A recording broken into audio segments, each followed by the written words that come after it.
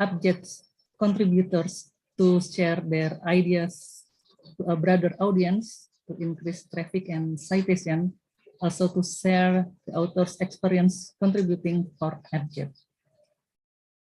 Today, we have Ibu Aulia Nastiti. Thank you, Ibu Aulia Nastiti, the author of Transitional Justice in Southeast Asia, Theory and Practice. Her research will be part of APJED, of Journal APJED, Volume 1, Number 2, 2021. I'm wishing you all a delightful webinar, and I turn over the forum now to Mas Fajar. Thank you. Thank you, Ibu Joyce Damayanti, for your opening remark. So now let's get down to our business for today. I want to introduce you to Aulia Nastiti, or Uli.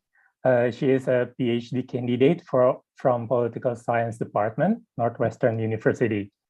Her research interests revolve around issues related to transitional justice, digital economy, political economy of labor, and grassroots activism. Today, she will be giving a talk with title Transitional Justice in Southeast Asia, Theory and Practice. So Uli, the floor is yours. Thank you, Abang Fajar, for the generous introduction, and thank you, Ibu Joyce, for inviting me to share my paper. It's an honor for me to talk in this forum and share what I've been writing for APJED. Please allow me to share screen. Wait. Okay. Just give me a moment.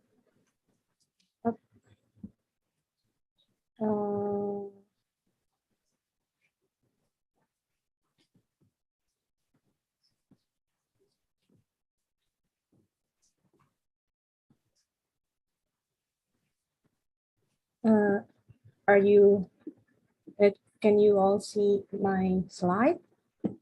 Is it okay? Okay. Thank you then. Okay. Well, again, thank you everyone for attending this forum and giving me opportunity to share my paper that is just published in the most recent volume of Asia Pacific Journal of Election and Democracy. It's actually quite a new research area for me. It's it's different from what I've been doing. My main research focus, which is mostly related to political economy of labor and the focus of my dissertation.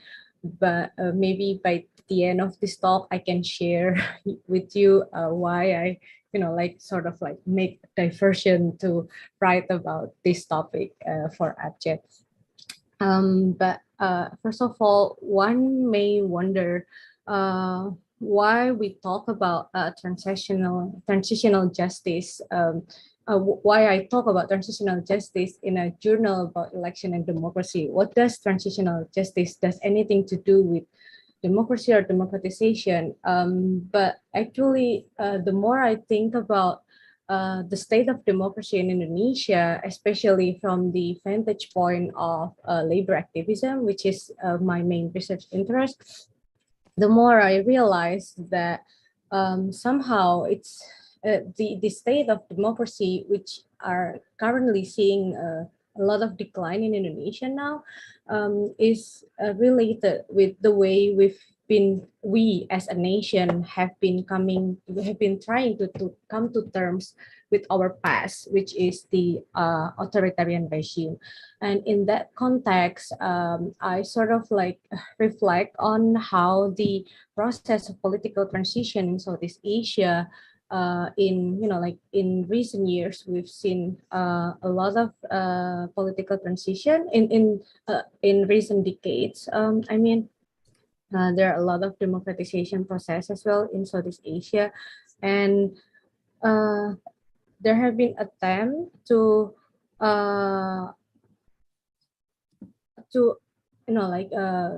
try to, one of the most pressing issues with the political transition is the question of how state and society have to deal with the past violence and abuses committed by the authoritarian regime or the past dictators. So this attempt of, trying to make the past dictators or human rights abusers accountable is usually called transitional justice. And this issue is actually an important concern for policymakers and a lot of human rights activists. And there have been, like a vibrant activism in Southeast Asia, trying to demand the states to make an attempt for transitional justice in so many countries in Southeast Asia. However, the discussion on transitional justice, I found, has largely missing in the analytical lens of the literatures of democratizations, especially in Southeast Asian context. And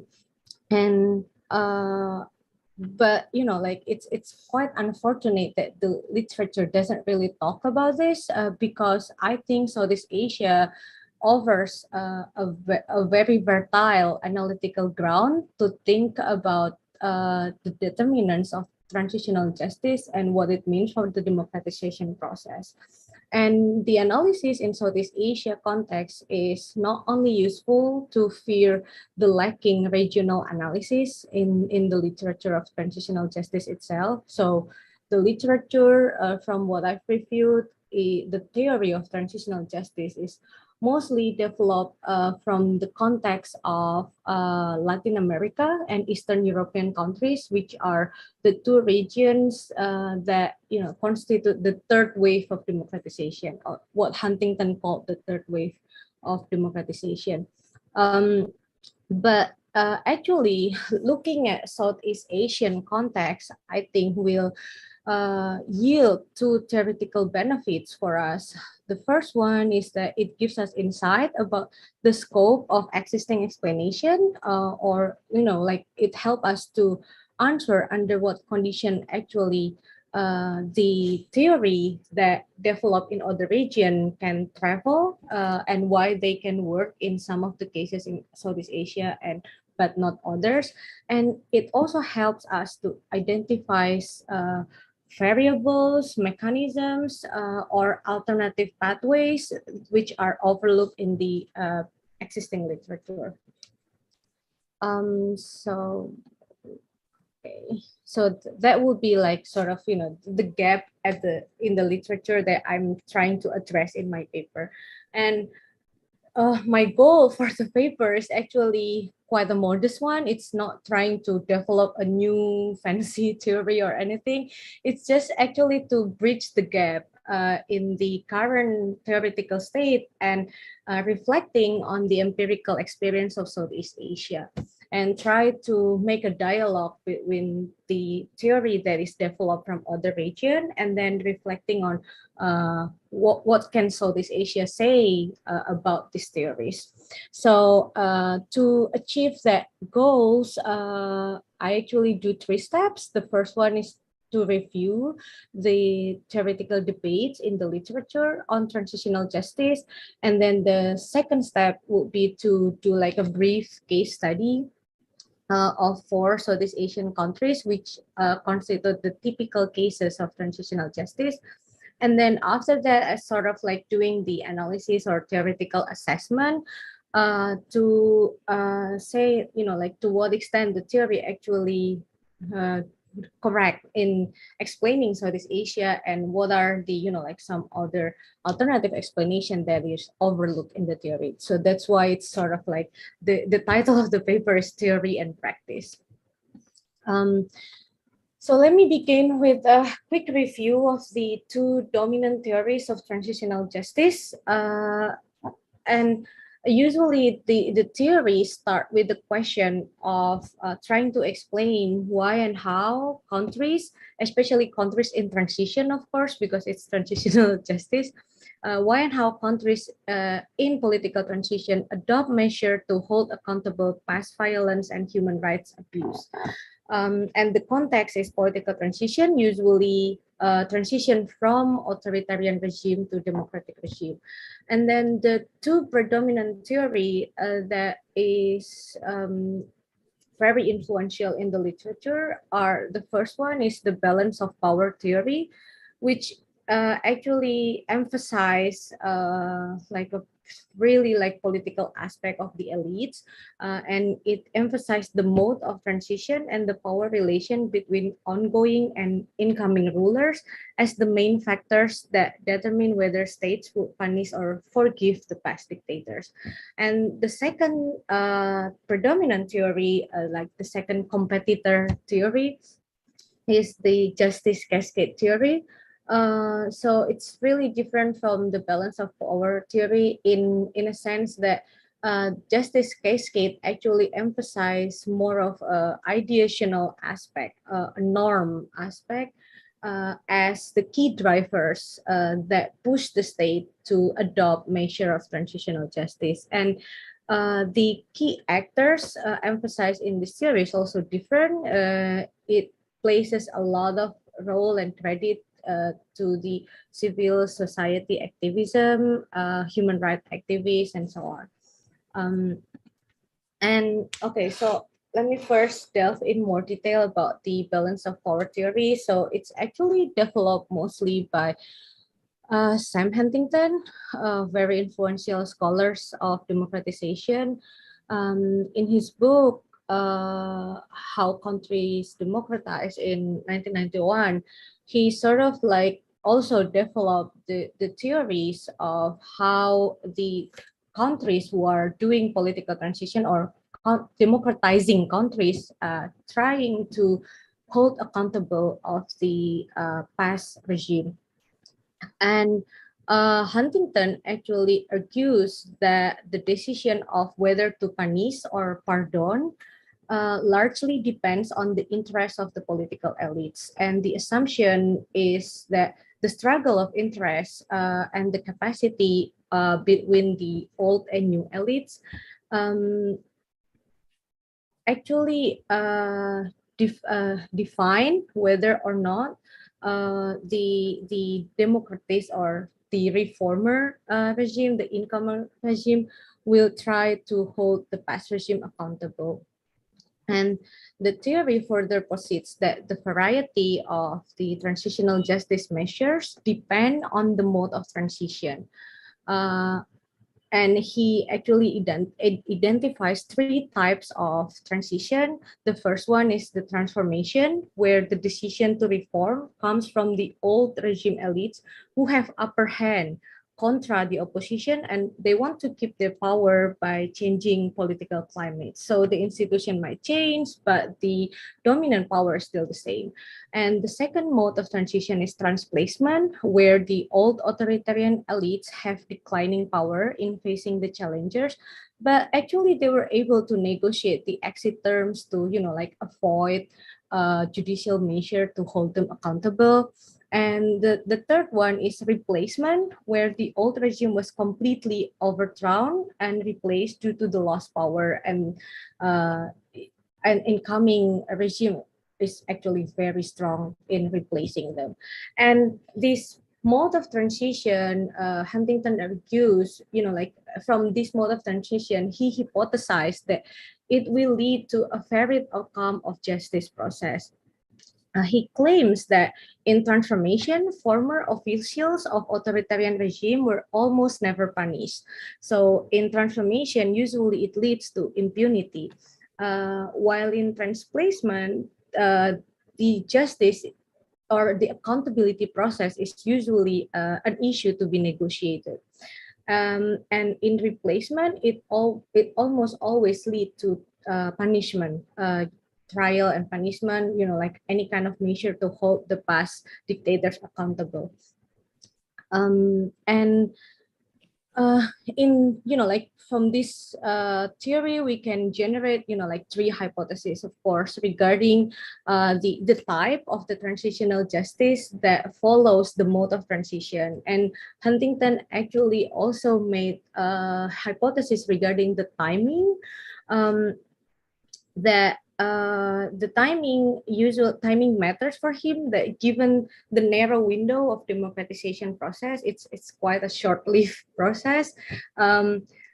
Incentives to hold accountable of the old regime come in the immediate period of transition. So usually if there is attempt to hold the past dictators accountable, it is most important to do that in the immediate process of transition. So that is like, the hypothesis of the theory. And the second dominant theory is the justice cascade theory, developed mostly by Catherine King and international relations scholars mostly. And she, interestingly, she first trying to, look at the global trend of democratization. And she actually found that starting from the 90s, here you can see in the graph, among the many countries who are democratizing, there are also an increase of the attempts to hold human rights trial and prosecution for the past authoritarian regime. And she calls this phenomena as a justice cascade. Another term that she come up with is actually revolution and accountability, which she defines as a global increase of accountability norms against human rights offenders. Even and these norms of like human rights prosecution actually occurs even with the diverse, even with in countries with diverse democratization manners. So she actually tried to oppose Huntington's theory by saying that, it's not really depend on the mode of transition, because we see this increase of accountability attempts even in countries with a lot of, like diverse democratization transition mode.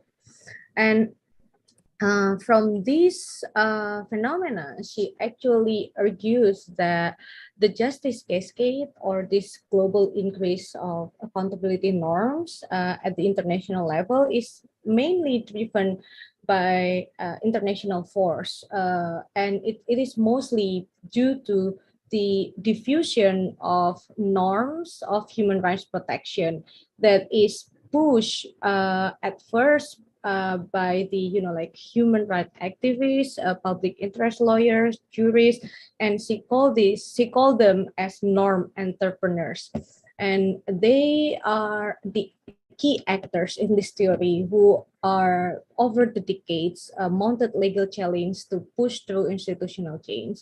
So in this sense, the theory is really different from balance of power in terms that it is really emphasizing on the demand side factors and really emphasizing on the role of civil society. So it's more like the story of justice from below rather than, like Huntington's story of it's the struggle between the political elites.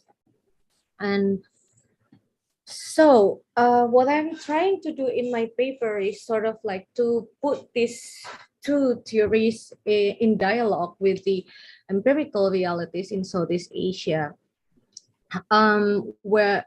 Why I choose Southeast Asia, because I think first this region are adopting transitional justice in a relatively delayed manner rather than like in Latin America or Eastern European.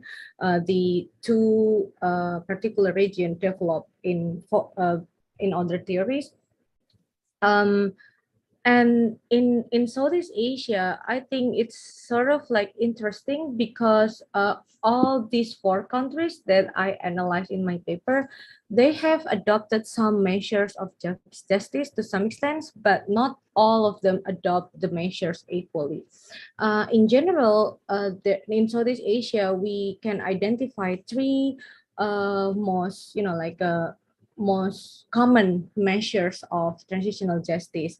Either it's truth commission, the prosecution, offender prosecution, or the trial, and then some attempts of victim reparation. And in my cases, in the cases that I look at, the three measures actually appear in Cambodia, but it's only partially, like they're not equally appear in all the three other cases.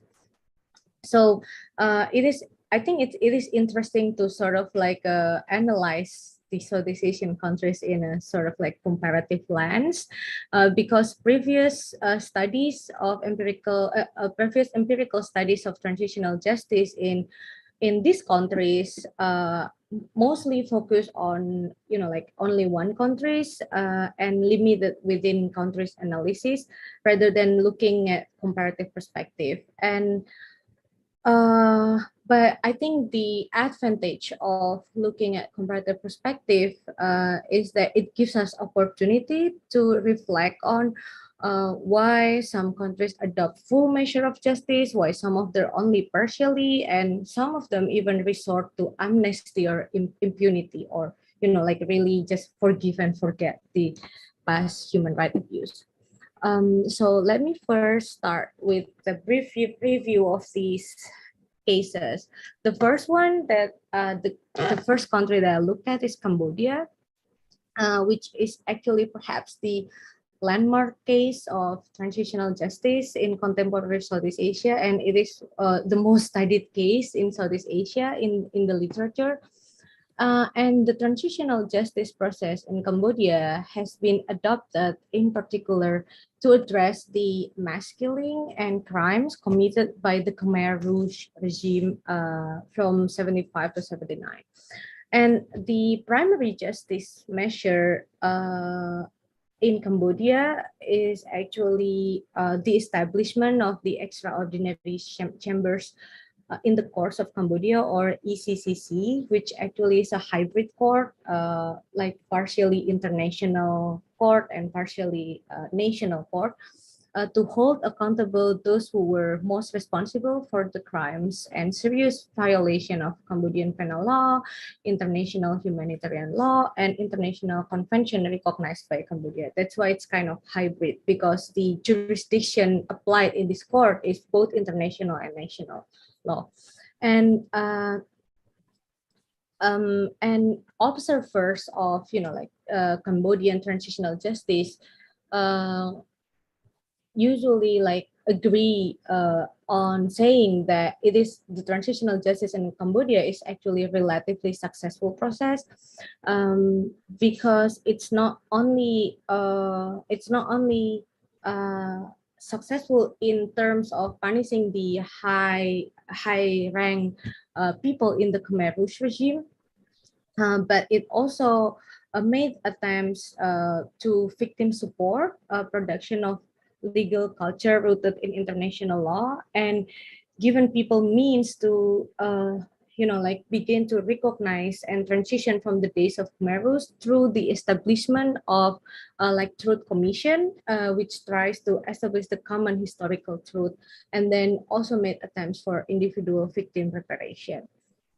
So if we're seeing from the theoretical assessment in looking at, you know, like what explains this outcome of transitional justice in Cambodia, actually from the balance of power theory perspective, it doesn't seem to really explain the delayed timing of the justice process, because it's not as hypothesized by Huntington, because the transitional justice process in Cambodia actually start very late. It's not really immediate after transition.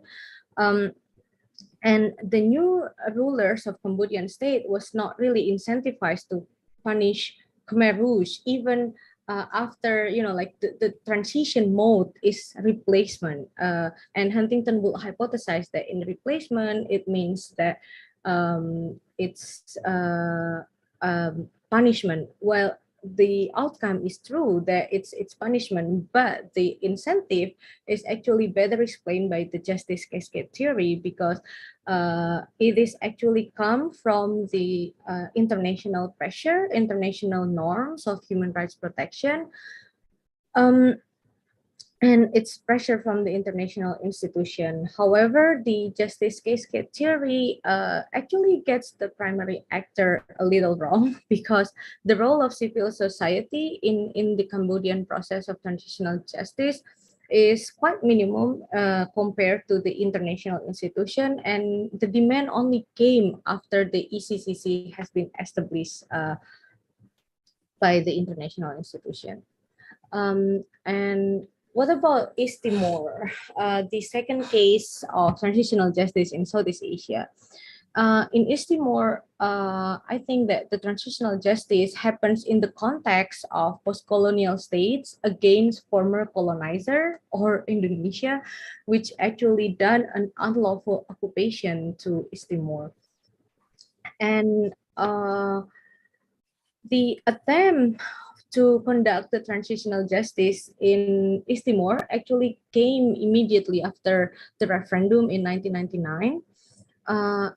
In which the UN Transitional Administration in East Timor established a serious crime unit and trying to make a special tribunals, which is mandated to investigate and prosecute cases of war crimes, crimes against humanity, genocide, murder, torture, and sexual offenses, which is committed by the occupiers. And but the transitional justice measure, even though there's an attempt to like bring these abusers to justice, they largely not really like successful to put them on trial, because mostly the transitional justice process in East Timor actually emphasize on reconciliatory and reparative victim reparation approach rather than the judiciary mechanism. And this reconciliation and reparative measures is established through the CAVR and CTF, the committee that is actually co-established by Indonesian and East Timor. And it's actually the studies actually also found that it's because the member of East Timor political elite themselves have used the transitional justice discourse selectively to support their own agenda. And it's due to the awareness of the geopolitical constraint in facing Indonesia. East Timor leaders have promoted an agenda of reconciliation as forgiveness and forgetting.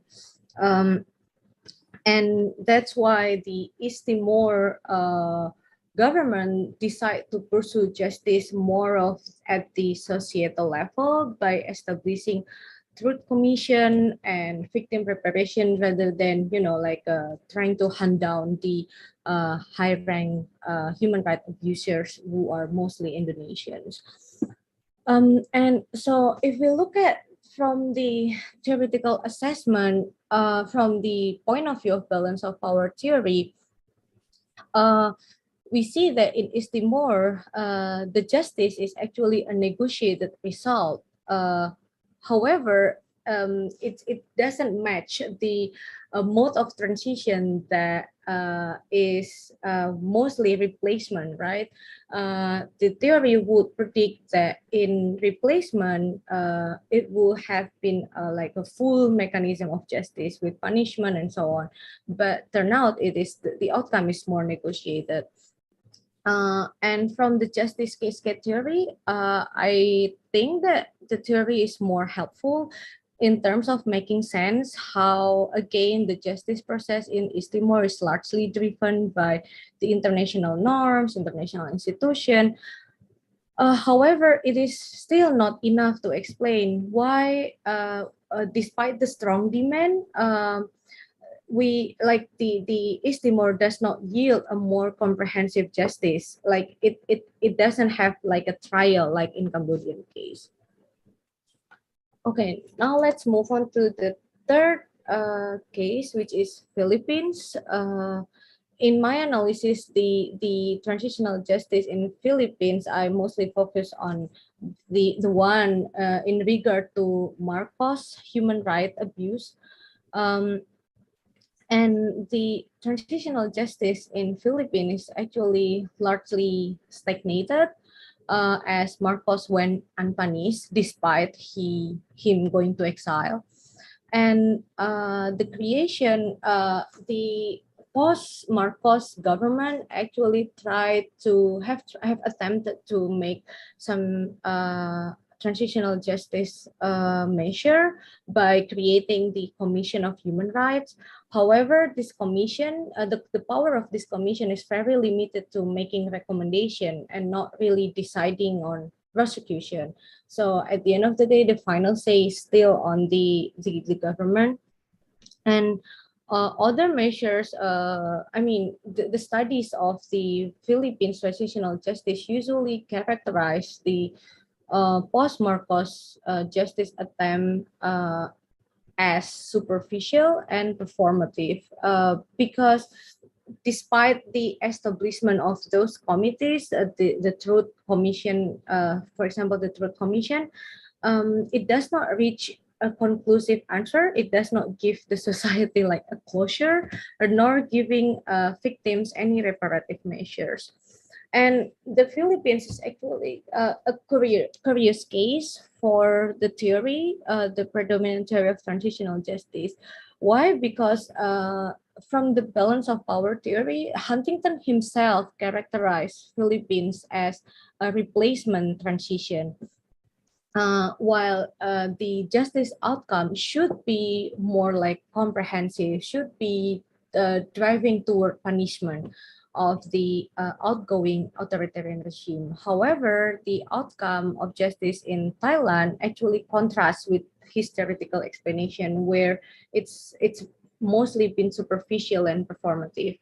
And from the justice cascade theory, it actually also has a limited explanatory power to make sense of Philippines case, because actually the demand is very strong. The civil society activism is quite vibrant, but still it does not translate into adoption of meaningful justice measure. And now on to the last case of Indonesia, my own country of origin.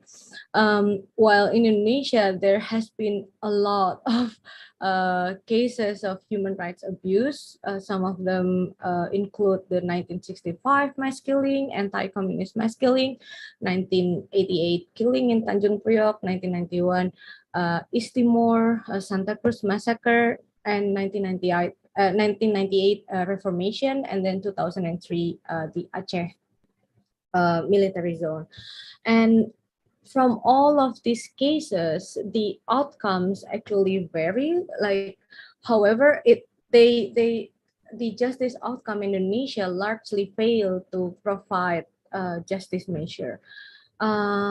And in some cases, the justice is negotiated, like in Aceh and East Timor. But like the justice applied is just the justice that applies is largely in selective manner and mostly defined in alternative and localized conception that is to the advantage of the political elites or the human rights abusers themselves. And even then, the reconciliatory and restorative measure are very limited, let alone the judicial measure. It is seen most disappointingly from the way the Indonesian government deal with the 1965 anti-communist violence, which from until today, even then, there have been, like a lot of grassroots activism and international pressure. At the national level, the state has still treated communism as the latent threat. So it's not even, like trying to provide the Truth Commission or a common historical ground to the society. Let alone a victim reparation and trial for the offenders. And same as Philippines, I think the case of Indonesia is actually curious case. Doesn't really fit the theoretical expectation, because from the balance of power theory point of view, the transition is better fit with transplacement mode, but the justice outcome is largely impunity for the past dictator. And the balance of power theory is also limited in making sense of various and selective justice outcome even under the same process of democratic transition in one country. And from the justice cascade point of view, it's also curious because the strong demand and human rights norm and international pressure does not really translate into a meaningful justice process in Indonesia. So from the empirical discussion before in the previous section, one common insight that we can take is that elites' political decisions seem to be the key mechanism or the proximate cause in getting into transitional justice. But and this seems obvious in almost all cases. But the remaining question is then to ask, under what condition the political elites would have incentive to pursue justice process. And from the experience of Southeast Asian cases, as I have been described, seem to demonstrate the limit of the two existing dominant theories.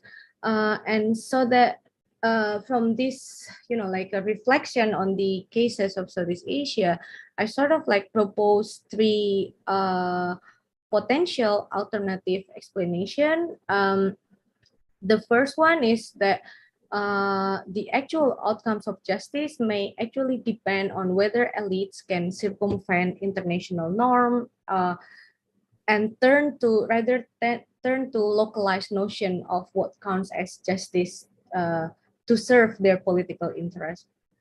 And the second alternative explanation would be, like it depends on whether elites can frame the past violence as legitimate, and to what extent that legitimacy of violence is institutionalized in the collective memory. I think the case of Indonesia really demonstrates this, especially in the case of 1965 anti-communist violence.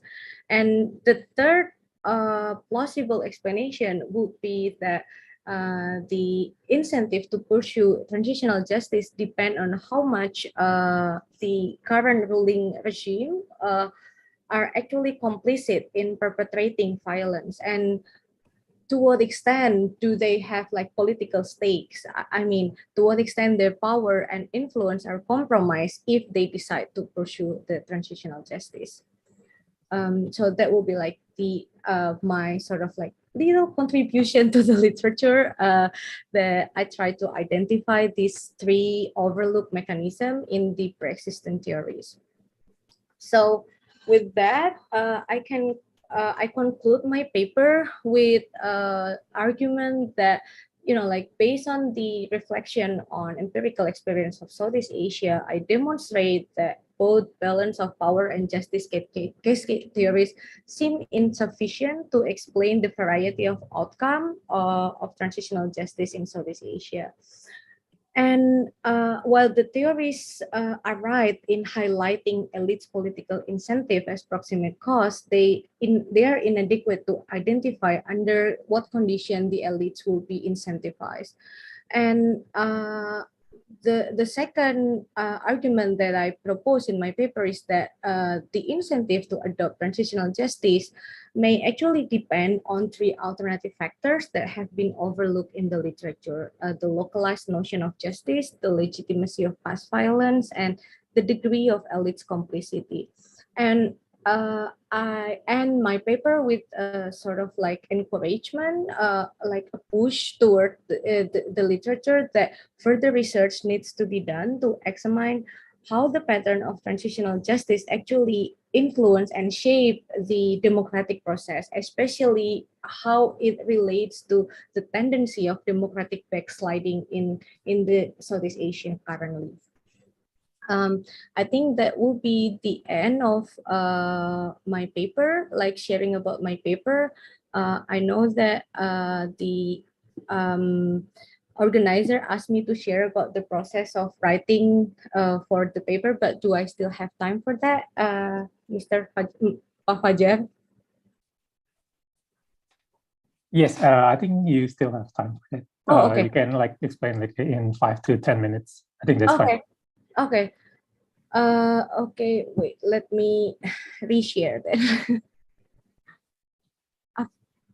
Okay, so that would be like my paper, and beside like reflecting on the process of transitional justice, I like to use this forum as well to reflect on my publication process with APJED, which actually has been a wonderful experience for me, and I'd like to give like a shout out and thanks to APJED team of editors and reviewers for bringing my old paper back to life, because as I mentioned briefly in the beginning, that my research area is actually not really like transitional justice per se. I am interested in the democratization process, but mainly my research focus has been the political economy of labor. And the idea for this paper actually came from a very like a seemingly distant and unrelated question on labor politics, where I'm trying to reflect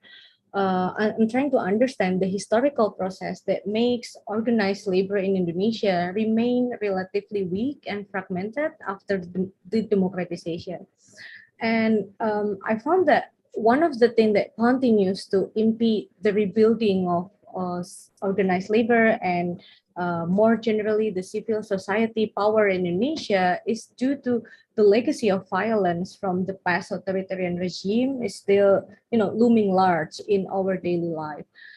And it is especially challenging because the Indonesian state never actually resolved the past violence committed by the Suharto's dictatorship, and the human right abuse are remain unpunished. And I think that makes it hard to make a substantive political change, even in the context where political leaders are elected directly by the people. So I began to think of, like the importance of accountability mechanism in the context of democratization. However, I think that the question about political accountability is not really like a question that is addressed in our literature on democratization. That's why I'm trying to like write an exploratory analysis.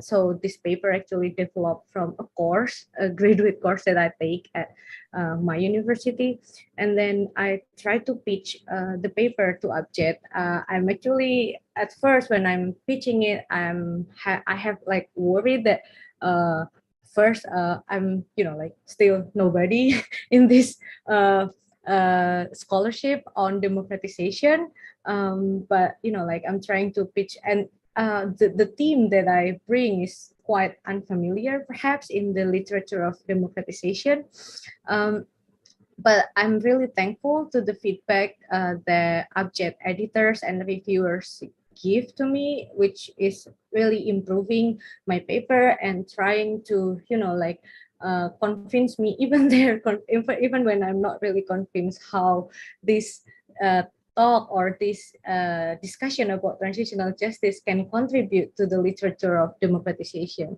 But throughout the review process, I've learned so much to try to look at things as more bigger picture, thanks to the review from the editors and the reviewers of APJED. And I really encourage all of the scholars, especially junior and starting scholars, to like consider APJED as the publishing venue, because I think it's an excellent venue with a lot of perks. It like it is managed and organized by reputable institutions such as Perludem, which we know have like a commitment toward democracy and also concern with the study of democracy and democratization. And the board of editors are superb. They are scholars who are very influential in the field. And the journal, like never charged for us to submit the paper, not predatory journal or not kaleng-kaleng journal, as people will say in Indonesia today. And another what makes APJED thing special is that it's open access journal, so it has wider reach, and the last perk that I've experienced now and you've seen is that it provides me with the opportunity for public discussion like this. Like I can share my paper and then I can have opportunity to have a dialogue with the audience of and network of APJED. So I think that will be some of the things that I want to share. I'm gonna stop here and we can go to the Q&A session. Thank you.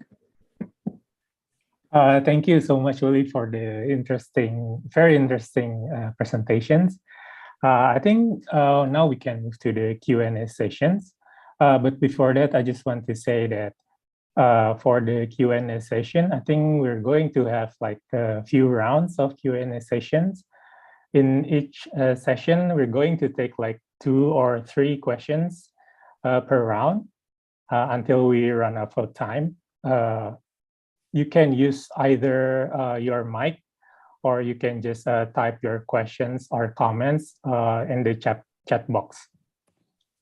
Please also state your name first and also your institutions before you ask. So do we already have questions or comments from the participants? Anyone wants to ask? Just click the raise hand symbol. I think we have one from Sabina. Others, maybe?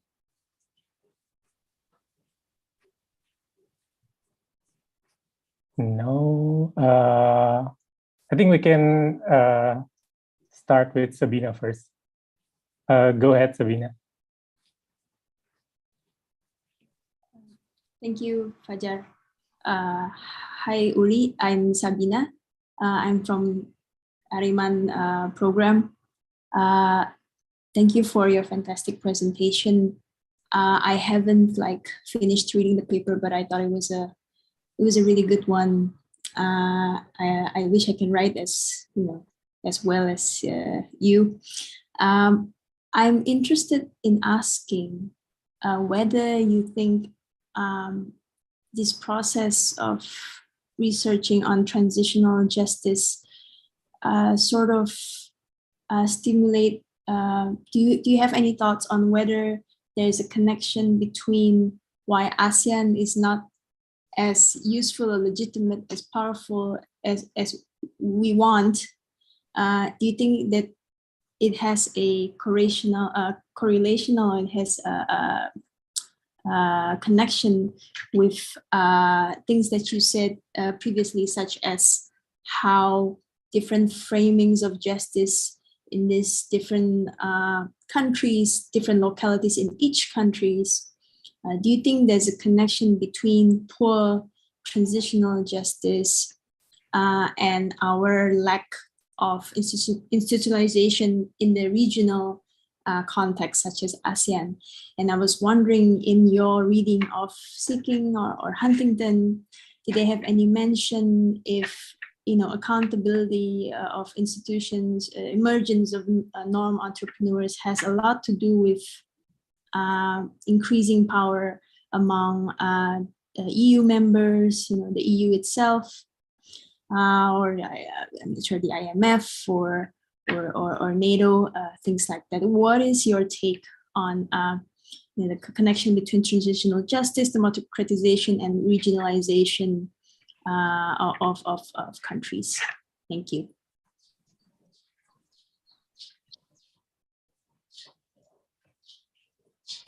Okay, thank you, Sabina, for the questions. I think you can. Right away? Yeah, right away. Oh, okay. Well, thank you, Sabina. I think it's a very thoughtful question. It's also a tough question that I've actually never really thought seriously about. But now you remind me about something that is the regionalization process is not so much of the focus of Huntington's work, but it does feature in Catherine Seeking's work.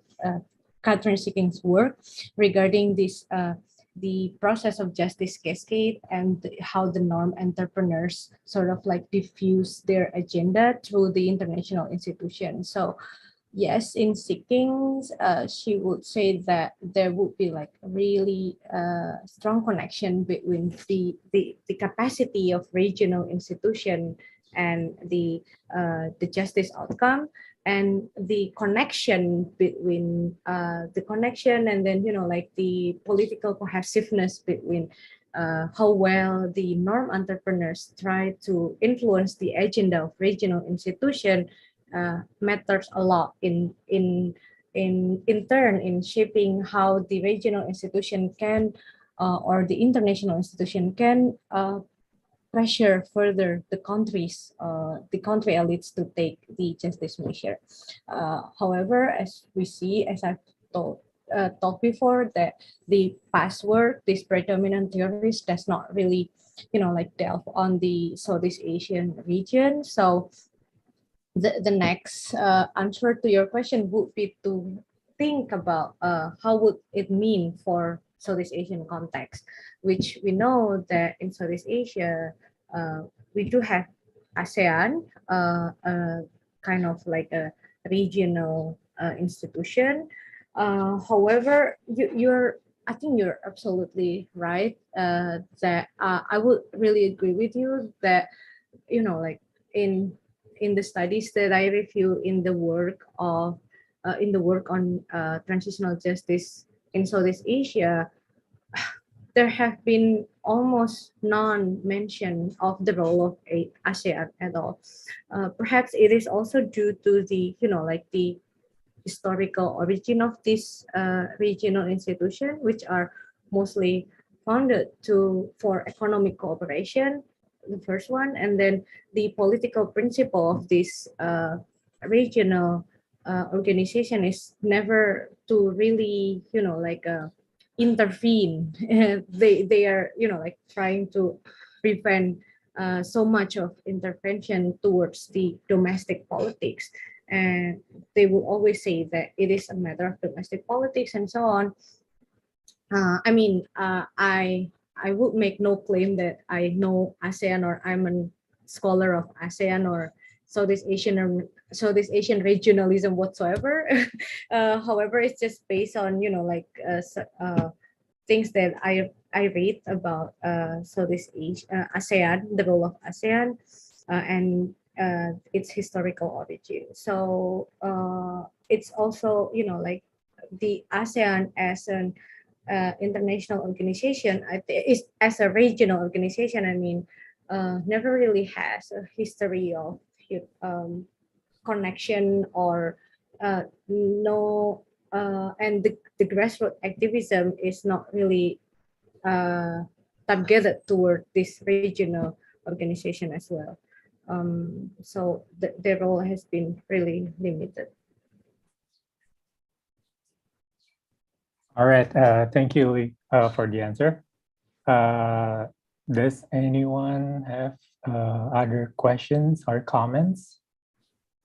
I think it's fine if you want to ask in Bahasa Indonesia, and I think we can translate it into English. Yes. I think it's fine. So go ahead if you want to ask. Just press the raise hand symbol, and then we can let you to ask or make a comments to Uli's presentation. Yeah. Or maybe like feedback or feedbacks to Uli's paper. Yeah, it's not, doesn't have to be questioned. So yes, in Bahasa Indonesia, I think it's fine. Questions, comments, maybe, or I can ask some initial questions or comments, Uli, if that's fine for you. Yeah, of course. Yeah. Uli, I think it's very interesting paper. I can see it from the way you structure the paper through the theories and methods. I'm a little bit interested with in your method part, right? Okay. I think you mentioned something about I think the word is typical case selections. Okay. Right? I think that's the word that that the method that you use. Maybe could you tell us a little bit more about that? and how does it give you like advantages in shaping your arguments? And like what are the potentials and pitfalls of using this kind of methods? Okay. Wow. It's very difficult question as well because I'm like just a disclaimer a bit. I'm usually the type of scholar who doesn't really commit to one type of method over another. Usually my style would be like whatever works to answer my question. And this is actually also the way to justify the case selection, and my method actually also comes in. I remember it is one of the suggestion, a very good suggestion from the reviewers of APJED, that I need to justify why I select these cases. And that's when I begin to think about the method. Actually, it's just after the round of review. So it's just, like again, to promote that your paper doesn't have to be perfect when submitted at the first time, because like the back and forth process with the reviewers actually help a lot. In my case, it will help me think about the methodology part. So okay, to answer your question, I do say that like the method that I use to select the 4 cases under review, under analysis, or in my paper is actually to use the most typical cases. This is the I take it actually I built on the argument of Wright, Jason C. Wright and John Gehring, which are two political science scholars who are mostly who are much more expert in political methodology. And Sirat and Gehring defines that typical cases is a case that exemplifies a stable and cross-case relationship. And I think my logic in picking these 4 cases would come from the fact that these 4 cases, they are countries under political transition. They are coming out of the authoritarian regime, or like a insurgency conflict, toward a more like a democratic, if not really like fully substantive democracy, but more toward more democratic political system. And then in these 4 countries, there have been outcomes, there have been attempts of transitional justice, although they are like the type and the timing of transitional justice are varied across cases. So in picking typical cases, my task would be to select, or looking at countries where, one, it undergoes political transition from authoritarian to democratic countries, and then 2, the outcome is there. The transitional justice process is there after the political transition. And in picking these picking these typical cases, the idea would be, like if you're looking at the typical cases, it would be really useful to sort of like prove whether the established theory works or not. So that would be, because that will be, like my theoretical aims, right? Like I want to assess to what extent the predominant theories work in Southeast Asian cases. So that's why I have to pick like the most typical cases. And if even in the most typical cases, like the 4 countries, the theory doesn't work, so it's sort of like says to us that, hey, this theory have limitation even in the most typical cases. So we need to look at other or alternative explanation. So that will be sort of like the idea behind my methodological choice. Great. Thank you so much for the answer, Lee. I think it's going to be useful for the others if they want to use the same method. Yeah. Do we already have like a people who want to ask or make comments to Lee's presentations, either in English or Bahasa? That's fine. Do we have people? not yet, I guess. Maybe I can ask like some few questions that cross in my mind, Uli, if that's okay for you. Yeah. So I think you, sorry. Oh, no. I think you mentioned something about your research tries to describe like the configuration of human rights regimes in Southeast Asia, right? Having these patterns and configurations, how do you see the prospect of transition justice in Southeast Asia in the future? I mean, this is very hypothetical, and sorry for that, but how do you see the prospect of transitional justice in Southeast Asia based on your assessment of human rights regimes? Dream. Agree. No. I mean, I don't know. I think, yeah, there's actually the thing that concerns me and motivates me to write this paper because, yeah, especially looking at the Indonesian cases, where we have experienced like a democratic decline, and I'm trying to look at I'm trying to make sense of whether it has something to do with the fact that Indonesia is not really has never really come to terms or provide closure to what happened in the past, and it really is institutionalized in our collective memory as a nation, which I think, I don't know, I think in the coming years, the prospect of having transitional justice is not really good in the context of this democratic backsliding. And especially, looking at the Indonesian case where usually the idea or the discourse of human rights and accountability and justice measure is used only as a political token during the election.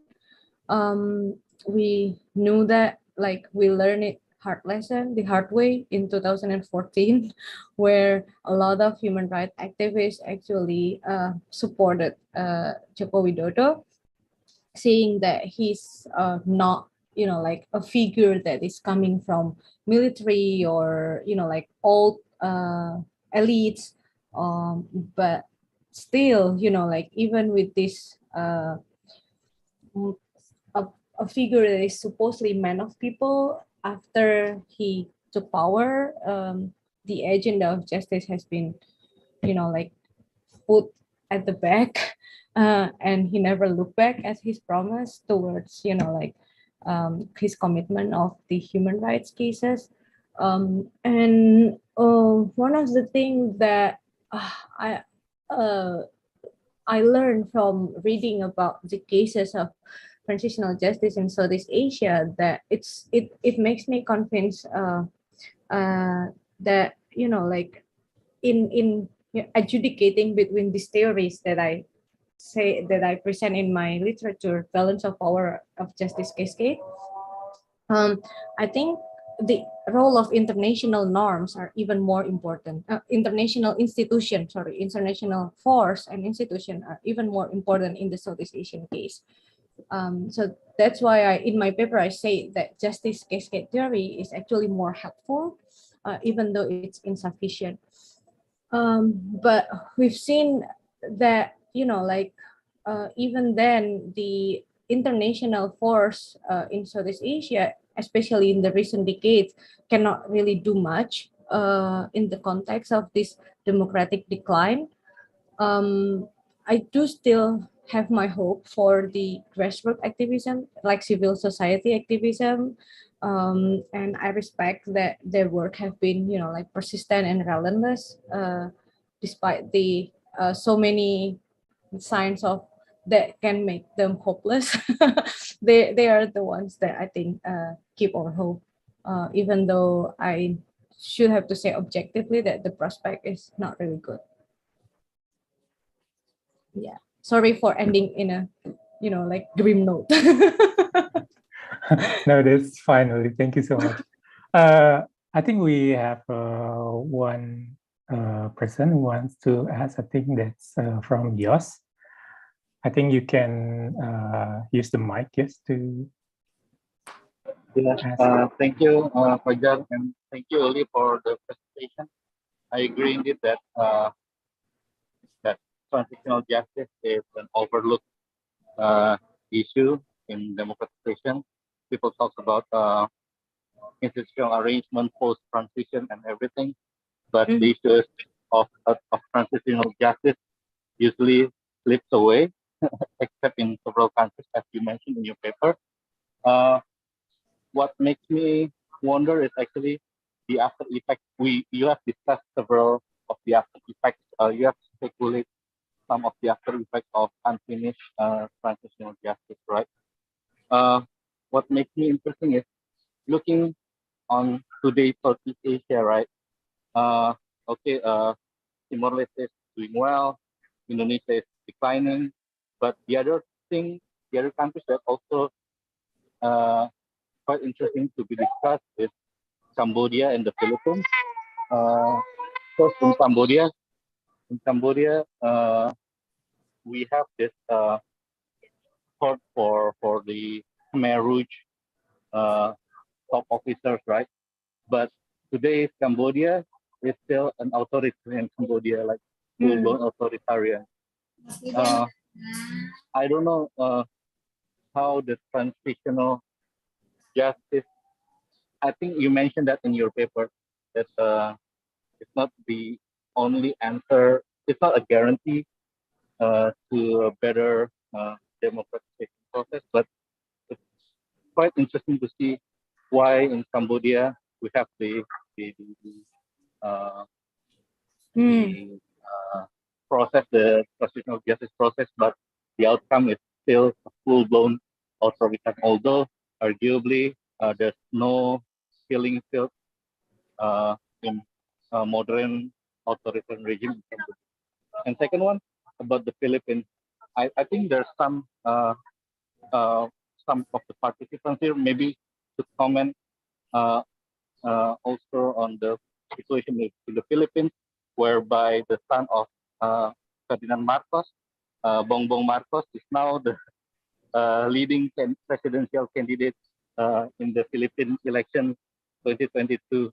So about 20, 30 plus years after the fall of his father from the regime, we saw this resurgence of Marcos dynasty. Although Marcos dynasty never leaves 100% from the Philippines, but I think it's interesting to hear more about maybe from you or other participants who are from the Philippines who can share about why we are seeing what we are seeing right now in the Philippines. Why another way why Marcos' dynasty can go back to the forefront of the Philippine political arena, despite his father's gross human rights violence in the past.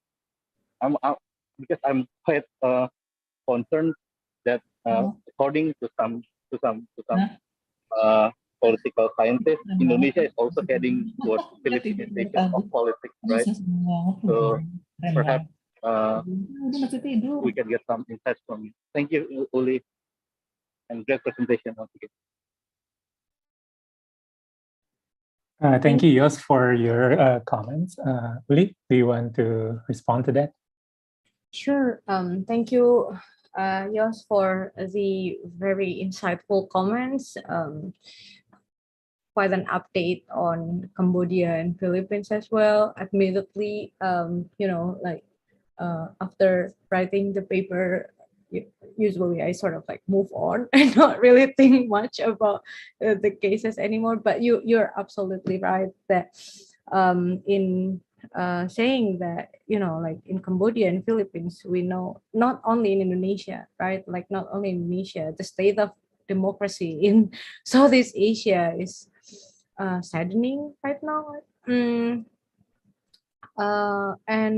however, the way I think of transitional justice, as you say, that I stated in my paper, that it's not really like an antidote, or it's not really a silver bullet that suddenly makes democracy after the transition would be really better or would be perfect or anything. I don't think transitional justice would work that way, like would play that role.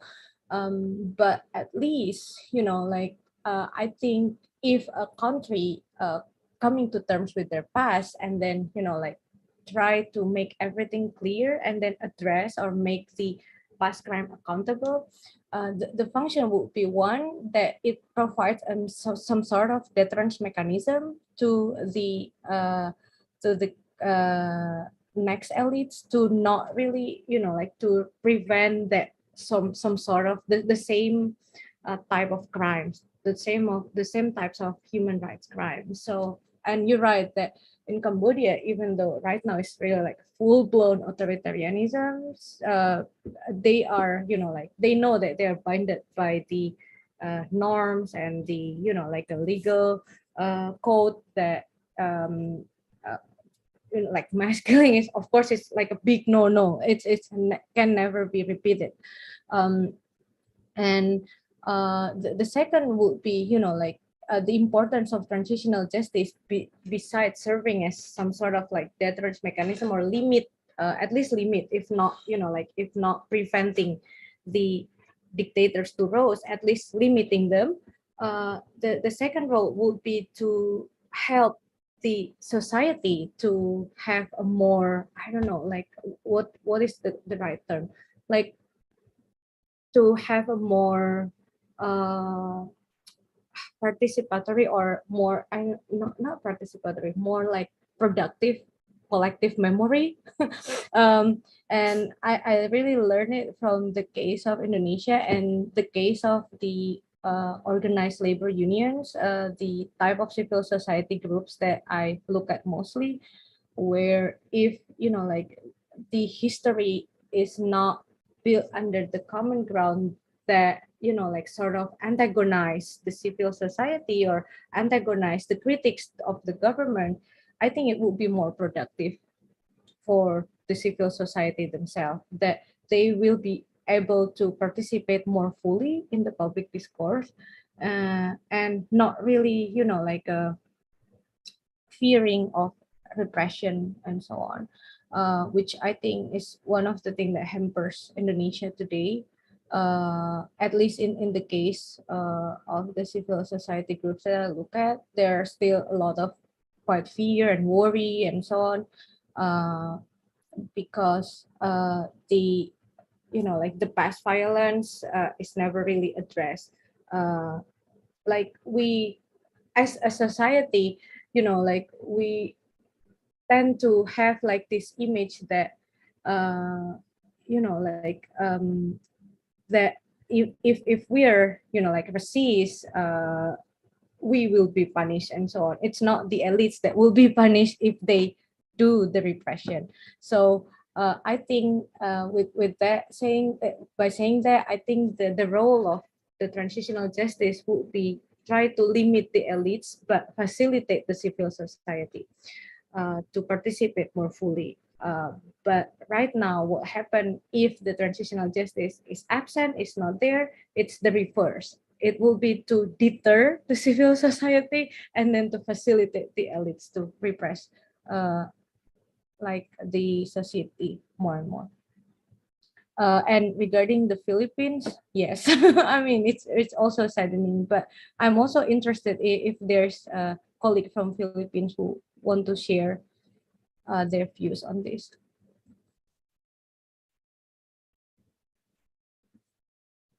I think there's somebody. I think they already left. Oh, okay, but I think somebody that raised their hand. Yes, I think Mas Oik, do you want to ask or make comments? Yeah. Yes. Is my voice clear? Okay, thank you. Yeah, thank you for very interesting topic. I just have questions about the transitional justice, in particular for Indonesia context. As you mentioned on your paper, after the fall of the authoritarian regime, the transitional make more stronger because the role of the civil society. But in Indonesia context, for example, we have some the role of court also as a arena or instrument for political parties and also for civil society to have their influence to make transitional democratic more consolidated.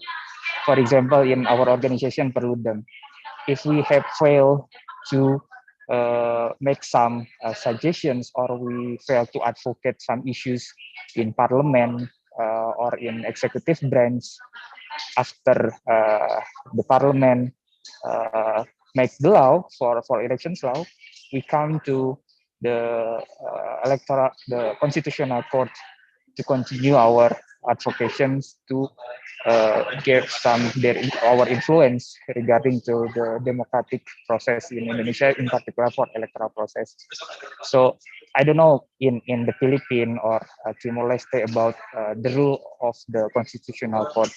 If I'm not mistaken, Marcus Mitzner has also have a paper about the judicial politics that compare between Indonesia and also Thailand. In Indonesia, the role of constitutional court make more strengthen the role of the society to have their influence during the democratic process. But it's different in Thailand.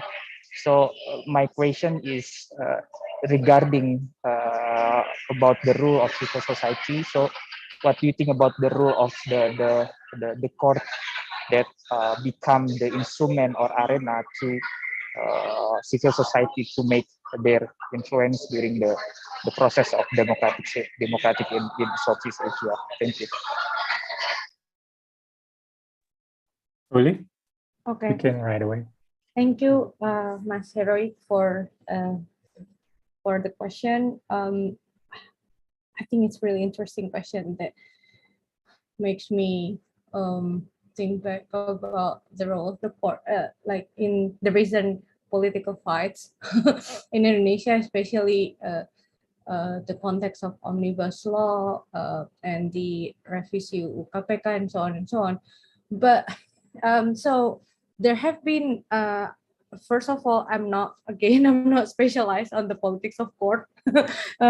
It's not really like my area, research area, but I do have read some of the recent papers on the dynamics of judicial politics in Indonesia and the role of constitutional court.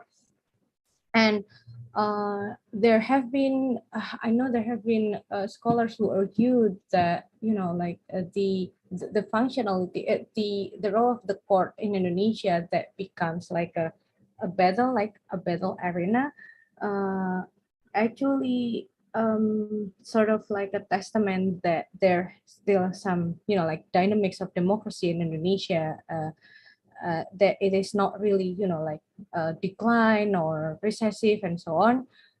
However, my take will be a bit, I think, unpopular, but I do think that if the civil society have to go far to the extent of fighting to the constitutional court, it actually a more evidence of the democratic decline in Indonesia. So by saying that, I think fighting on the court is not an ideal thing, ideal, like activism, or it's not ideal, it's costly. And it takes a lot of coordination, it takes a lot of organizing power. And if the elites are so easy in saying that if you don't agree, just go to the constitutional court, it just proves that they are really, like having a lot of power. It just proves that they don't really want to listen to the aspiration on the ground. So it shouldn't be, like it shouldn't be an ideal place to fight. It shouldn't be an ideal place to push the change, to push the institutional change. I don't think the court would be, like an ideal place for that. However, in the context of transitional justice, I think let me try to like distinguish things that I think your comments would apply more, and my response to your comment will apply more in the context of like some kind of policy change, right? Like omnibus law and then election and so on. But in the context of transitional justice, the role of the court is so important. It's so decisive because it is the case of like human rights abuse, and it needs to be legally punished. Of course, the role of the court will be like the some sort of, I don't know, perhaps like ultimate battle place. If you win at the court, then you win the transitional justice case, that kind of thing. But in the context of policy change, like you mentioned, I don't think the court will be like ideal place to like maintain or consolidate the democracy. It should be like the last place where the civil society activists have to fight. I think that will be my comment. Thank you so much, Uli, for the answer. I think since our time is up, I think we can finish our discussion here. Once again, I just want to remind you all to submit your work to APJED. If there are like further questions regarding the submissions, I think you can directly visit the APJED website. Yes. And also, I just want to inform you guys that after you sign out from these discussions, I think there will be an evaluation form that you need to fill in. So based on that, we can improve our discussion on public seminars in the future. Please fill in that form, evaluation forms. Thank you for joining and participating in the discussion today. Thank you for all. Please stay safe and healthy. Thank you so much. Thank you. Bye, everyone.